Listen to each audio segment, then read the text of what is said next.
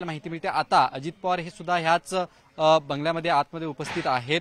असं कळते की सुप्रिया सुळे आणि अजित पवार यांची भेट झालेली नाहीये, मात्र आशाताई पवार यांची त्यांनी भेट घेतलेली आहे आणि त्यांचे आशीर्वाद घेऊन गेल्याचं त्यांनी माध्यमांना सांगितलेलं आहे। मात्र आता जर आपण पाहायला गेलं तर सुप्रिया सुळे ह्या सुरुवातीला मतदान केंद्रावरती गेल्या, त्यांनी मतदान केलं आणि थेट त्या आशाताई पवार यांना भेटण्यासाठी म्हणून काटेवाडी येथील अजित पवार यांच्या या निवासस्थानी पोहोचल्या।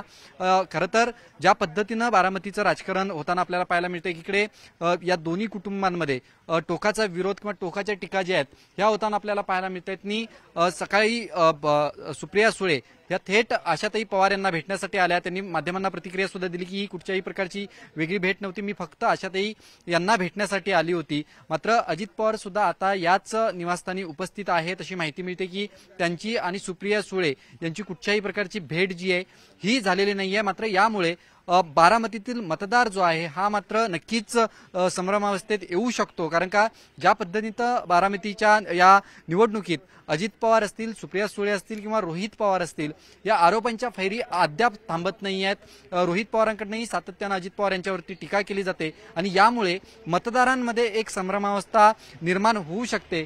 या सगळ्यावरती अजित पवार काही भाष्य करतात का हे पाहणं अधिक महत्त्वाचं असणार आहे, कारण का अजित पवार या निवासस्थानीच ते आहेत। त्यामुळे या सगळ्या गोष्टींमुळे मतदारांमध्ये एक कन्फ्युजन हे येऊ शकतं आणि त्यामुळे आता या ठिकाणी अजित पवार हे स्वतः या ठिकाणी उपस्थित आहेत। सुप्रिया सुळे मात्र आशाताई पवार यांची भेट घेऊन या ठिकाणून निघून गेलेले आहेत। प्राजक्ता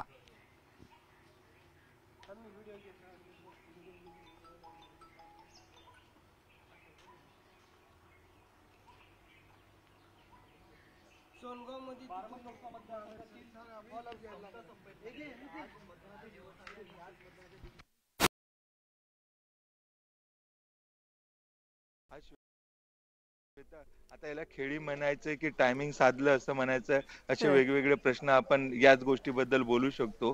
परंतु हे अत्यंत सिंबॉलिक आहे की